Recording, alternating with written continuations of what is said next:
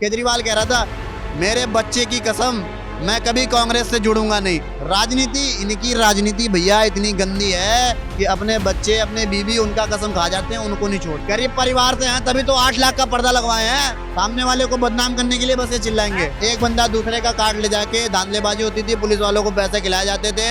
उसके बाद जब तक वोट की गिनती नहीं होती थी सबको डर बना रहता था, जहाँ रखा जाता था कि भाई बैलेट पेपर है, कोई पेपर ही नहीं चेंज कर दे। अगर कल को कांग्रेस को कोई लगे कि ये प्रवक्ता मुझे सीटें लाके नहीं दे सकता तो क्या कांग्रेस उठे उठा देगी? केजरीवाल कहने के लायक क्या है? वो पहले कहता है कि कांग्रेस बहुत घोटाले करती है। हाँ, उसकी वीडियो याद आ गई मेरे को। केजरीवाल कह रहा था, उसकी वीडियो पड़ी होगी मेरे पास। केजरीवाल कह रहा था मेरे बच्चे की कसम मैं कभी कांग्रेस से जुड़ूंगा नहीं। मतलब बच्चे को भी नहीं छोड़ा। राजनीति, इनकी राजनीति भैया इतनी गंदी है कि अपने बच्चे, अपने बीवी उनका कसम खा जाते हैं, उनको नहीं छोड़। कम से कम बेचारा किसी का कसम तो नहीं। अच्छा, बीवी बच्चों की बात हो रही है तो लालू प्रसाद यादव जी ने महागठबंधन की महारैली में ये बोला कि मोदी के तो बच्चे भी नहीं पैदा हुए, मोदी का कोई परिवार भी नहीं है। इस बयान को किस तरीके से देखते हैं? क्या कह रहा है? मोदी को बोला गया कि आपके तो बच्चे भी नहीं है, आपका परिवार भी नहीं है। किस तरीके से देखते हैं लालू प्रसाद यादव के इस बयान को? हाँ, ये सही बात है। अब इनके बीवी हैं, बच्चे हैं, तब उन्हीं के लिए तो घोटाले करेंगे आने वाली पीढ़ियों के लिए।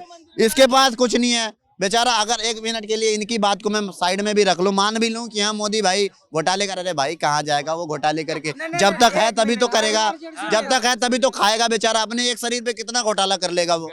एक शरीर पे कितना घोटाला कर लेगा?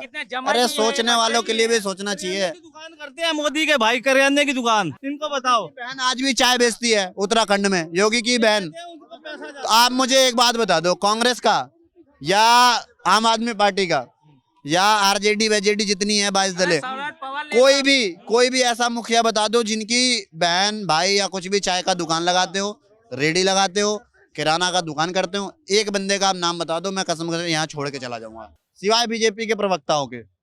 एक बंदे का बता। अरविंद केजरीवाल तो कहते हैं कि मैं तो गरीबों का परिवार से आता हूँ, मैं तो आम आदमी हूँ। हाँ, गरीब परिवार से हैं तभी तो 8 लाख का पर्दा लगवाए हैं।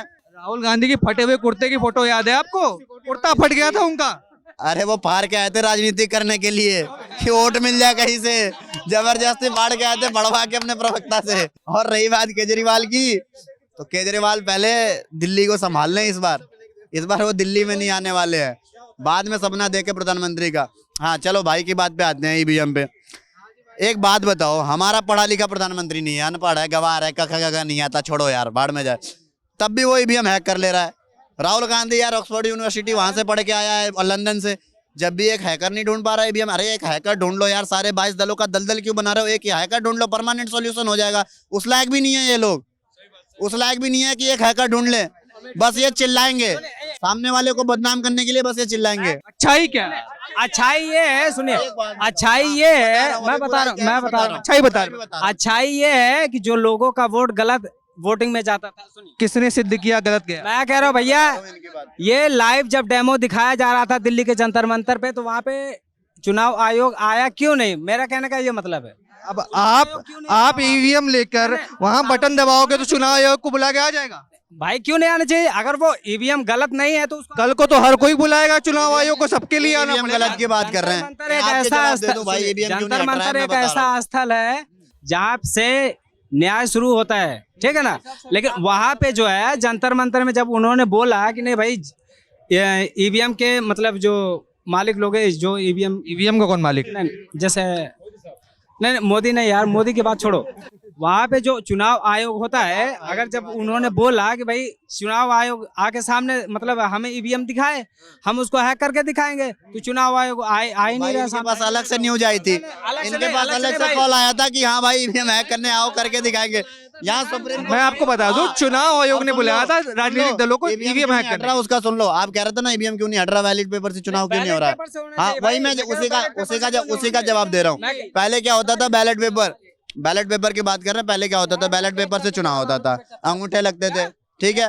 पहली बात, एक बंदे का, ये बात सबको पता है, पहचान पत्र दिखा के एक बंदा दूसरे का कार्ड ले जाके धांधलेबाजी होती थी, पुलिस वालों को पैसे खिलाए जाते थे, ठीक है। वो जाके दूसरे तीसरे का अंगूठा मार के आता था।